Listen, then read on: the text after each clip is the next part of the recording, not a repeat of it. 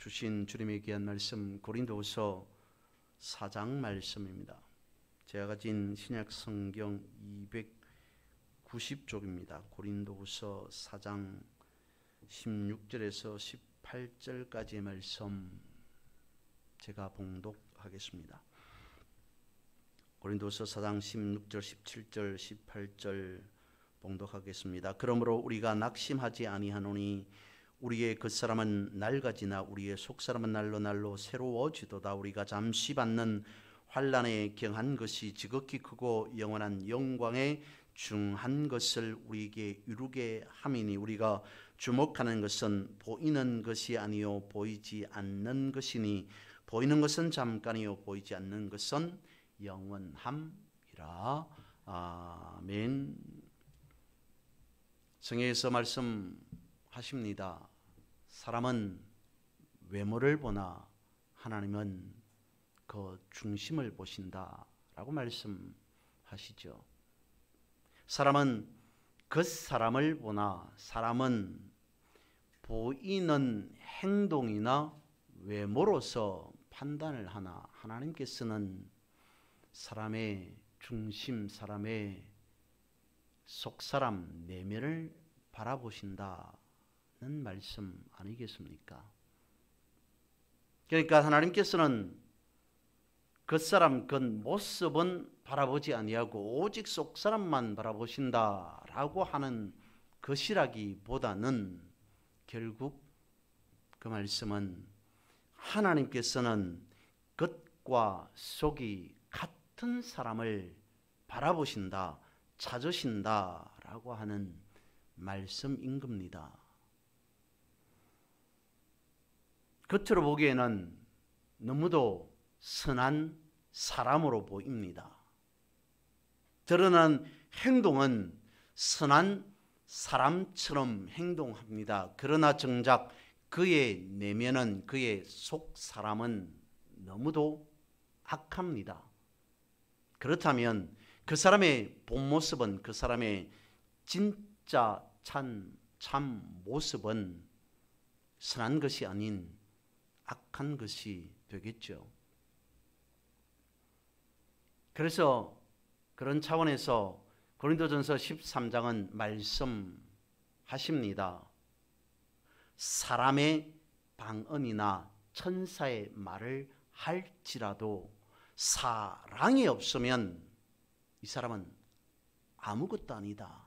소리나는 구리와 울리는 꽹과리와 같다라고 말씀을 하십니다.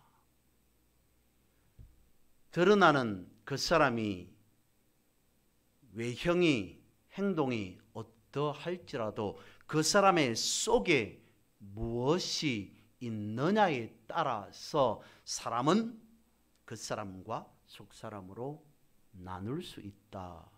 그런데 진정한 사람은, 온전한 사람은 그 사람의 어떤 모양, 모습보다는 속사람이, 내면이 제대로 된 사람이 온전한 사람이다 라고 하는 것을 성경 여기저기에서 말씀해 주고 있습니다.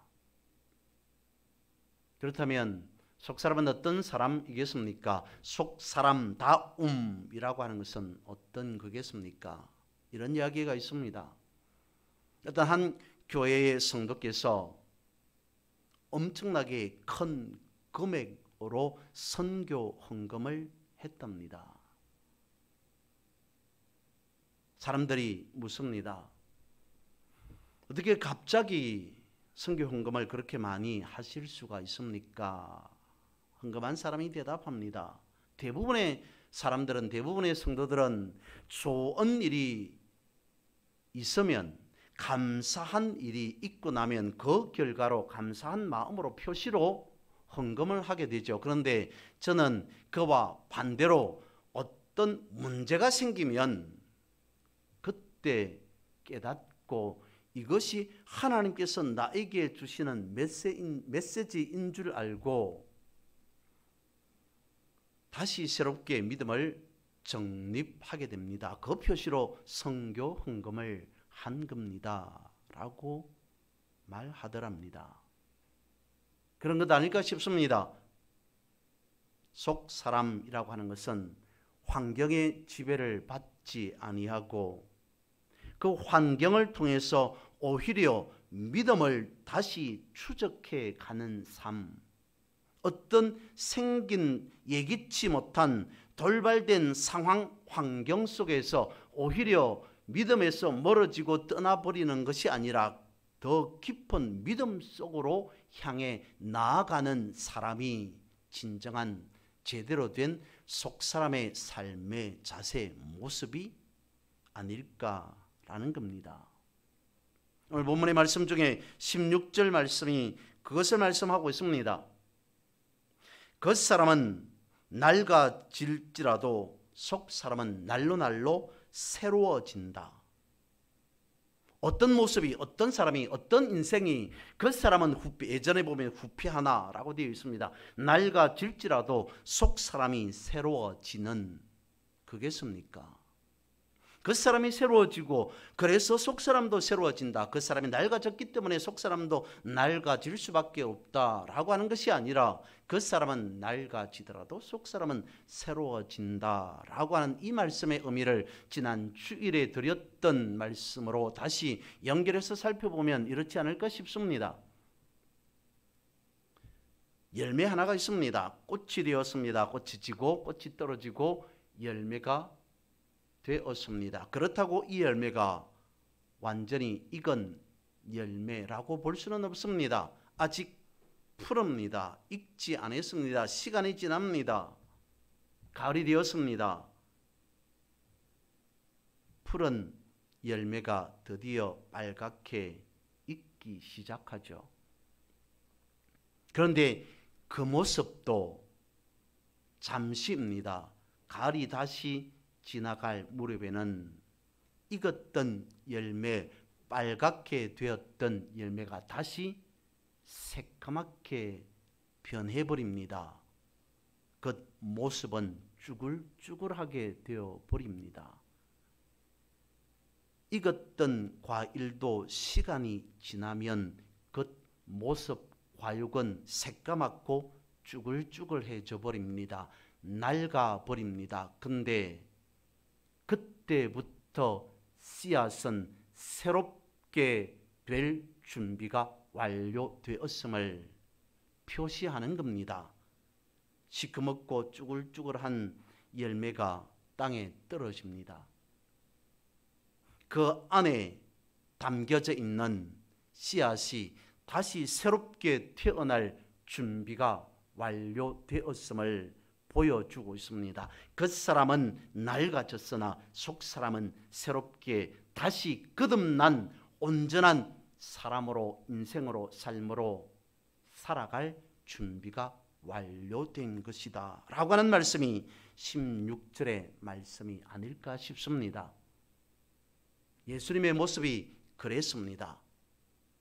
메시아를 말씀하고 있는 이사야 53장의 말씀에 보면 메시아, 그러니까 예수님의 모습에 대해서 말씀하고 있습니다. 고운 모양도 풍채도 흠모할 만한 어떤 것들도 없더라. 그래서 사람들이 대놓고 무시합니다.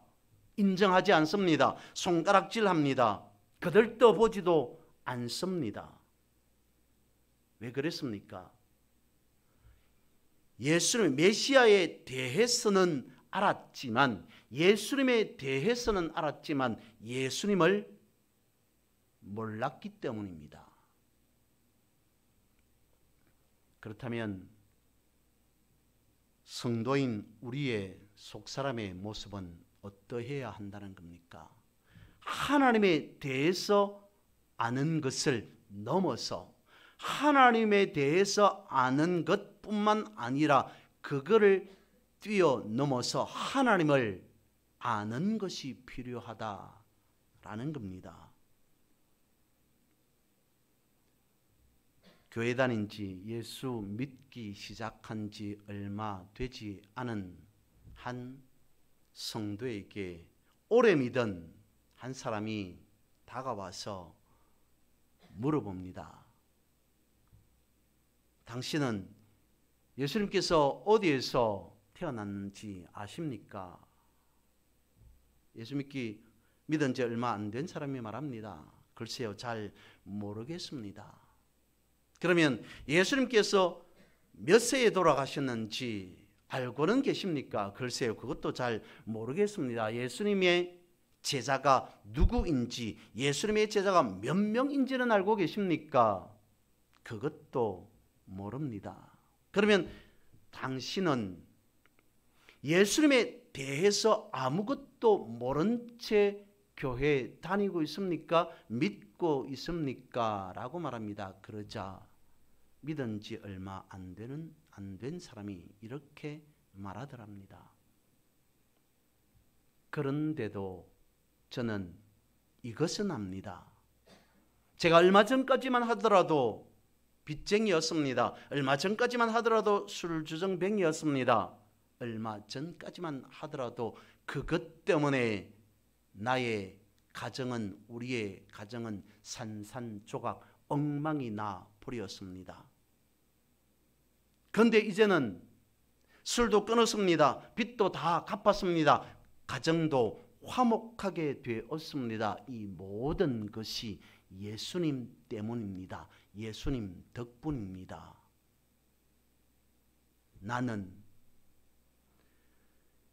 이것을 압니다. 이 모든 것이 예수님 때문이라는 것을. 내가 알고 있는 예수님은 이 정도입니다. 라고 하더랍니다. 예수님에 대해서만 안다면 이는 믿고 살아가는 것이 아니라 믿음에 이끌려 살아가는 겁니다. 사람들이 많이 찾는 유명한 바닷가에서는 종종 갈매기가 떼죽음을 당하기도 한답니다. 행락철이 되고 피서철이 되면 많은 사람들이 해변가로 몰려듭니다. 거기에서 날아드는 갈매기들에게 사람들이 먹이를 주기 시작하죠. 그것이 되풀이됩니다. 반복됩니다. 그러다 보면 갈매기는 더 이상 바닷가에 있는 자신들이 먹을 만한 것을 먹지 아니하고 오직 사람들이 주는 그것에만 입맛이 바뀌어 버린답니다. 길들여져 버린답니다. 그리고 피서철이 끝나고 사람들이 더 이상 바닷가를 찾지 않을 정도가 되었을 때 갈매기의 입맛은 바뀌어서 바닷가에 먹을 것이 있음에도 불구하고 저들은 그것을 먹지 않는답니다. 먹지 않게 된답니다. 그래서 굶어서 떼죽음을 당하게 된다라는 이야기도 있습니다. 우리도 마찬가지라는 거죠. 어떤 드러나는 보이는 무엇인가, 은사나 능력과 같은 그런 현상에 치중하다 보면 입맛이 바뀌어져 버린다는 겁니다. 진정 우리가 먹어야 할 것은, 진정 우리가 길들여져야 하는 입맛은 말씀임에도 불구하고 말씀은 제쳐놓고 말씀은 뒤로 한 채 능력이나 은사에 치중해 버리면 말씀을 먹지 않았기 때문에 우리의 영은 떼죽음 당하는 갈매기들처럼 아사해 버린다는 거죠. 진정한 영적 축복의 문이 열리는 것은 능력이나 보이는 외형적인 것이 아닌 말씀의 맛에 있다는 사실입니다. 그래서 우리는 상황을 바라보는 눈이 열려야 하는 것이죠. 이런 말이 있습니다.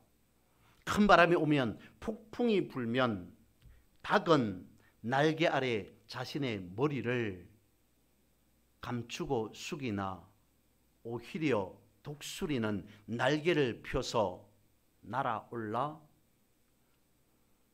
바람 부는, 폭풍 부는 그것으로 인해 안전한 지대로 훨씬 더 빨리 날아갈 수 있다라는 말이 있습니다.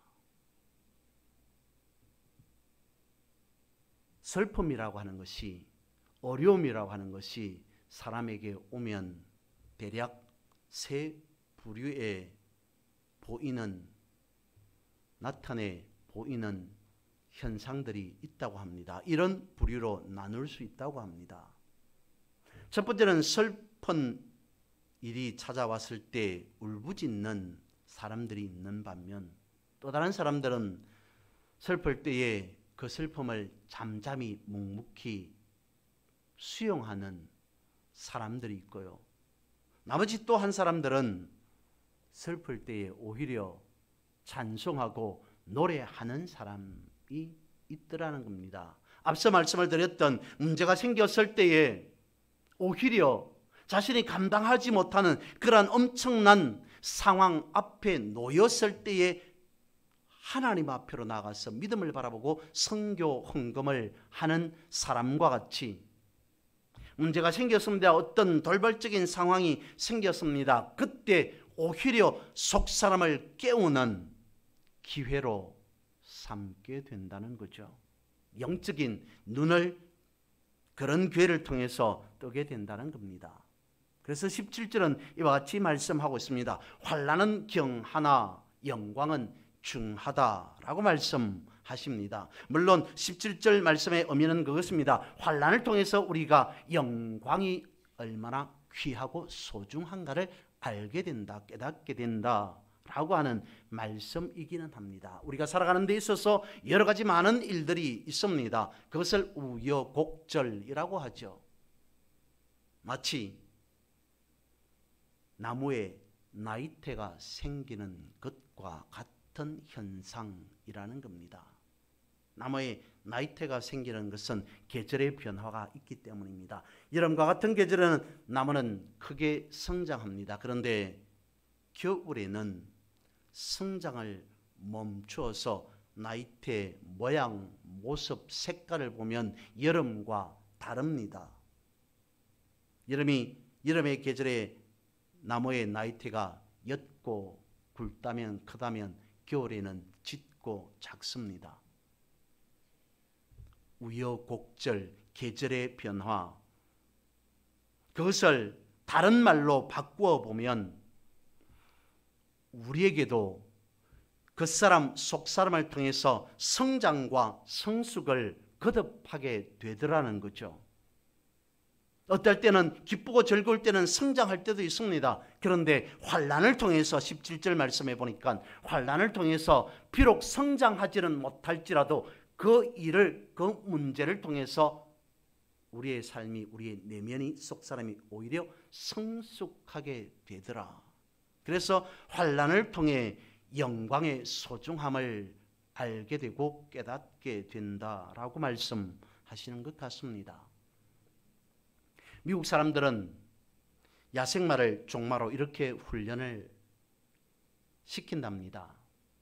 야생마 한 마리를 물살이 센 급류 속으로 집어 넣습니다. 그리고 얼마 동안 있게 하다가 다시 무트로 바깥으로 끄집어냅니다. 마른 땅이 아닌 모래 경기장에서 달리게 한답니다. 그것을 몇 차례, 수차례 반복합니다.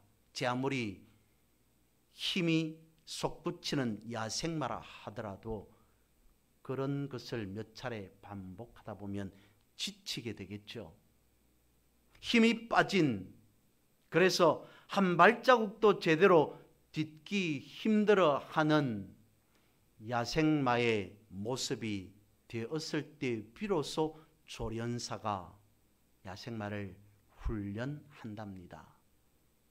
종마가 그렇게 해서 만들어지고 훈련되고 길들여진다는 거죠. 우리의 인생도 그런 것이 아닌가라고 본문은 말씀하고 있습니다. 우여곡절을 통해서 우리의 속사람을 성숙게 하신다라고 말씀하고 있습니다. 디모데후서 3장 1절로 시작하는 5절까지의 말씀은 길게 이것을 말씀하고 있습니다. 너는 이것을 알라. 말세에 고통하는 때가 이르러 사람들이 자기를 사랑하며 돈을 사랑하며 자랑하며 교만하며 비방하며 부모를 거역하며 감사하지 아니하며 거룩하지 아니하며 무정하며 원통함을 풀지 아니하며 모함하며 절제하지 못하며 사나우며 선한 것을 좋아하지 아니하며 배신하며 조급하며 자만하며 쾌락 사랑하기를 하나님 사랑하는 것보다 더하며 경건의 모양은 있으나 경건의 능력은 부인하니 이 같은 자들에게서 내가 돌아서라 라고 말씀하십니다. 디모데후서 3장 말씀을 보면 온통 그 사람의 모습에 대해서 나열하고 있습니다. 이런 그 사람 저런 그 사람의 모습이 있다라고 거듭 말씀하십니다. 하나같이 자기 잘난 맛에 살아가는 사람들의 모습이 이렇다. 물론 그 사람의 모습에 대해서 말하는 것이 아니라 말세 때의 사람들의 모습이라고 말씀하고 있기는 합니다. 그런데 이에 반해서 속사람의 모습은 어떠할까요? 오늘 본문 18절은 말씀하고 있습니다. 제 아무리 그 사람의 모습이 화려하고 아름답게 보이고 존경할 만큼 좋아 보일지라도 그러나 우리가 주목할 것은 보이는 것이 아니요 보이지 않는 것이니 보이는 것은 잠깐 보이지 않는 것은 영원한 것이다. 주목하라 라고 말씀하고 있습니다. 어디에다가요? 보이는 것이 아닌 그 사람이 아닌 외모가 아닌 속사람 보이지 않는 것에 주목하라 라고 말씀하십니다. 보이지 않는 것이 영원하다. 보이지 않는 것을 통해서 우리는 영적 성숙할 수 있다라고 말씀하고 있습니다. 그래서 그 사람으로서의 열매가 아닌 속사람으로서의 성령의 귀한 열매를 맺고 살아가야 할 줄로 믿습니다. 이러한 속사람의 귀한 열매를 맺는 여러분 되시기를 주님의 이름으로 축복합니다.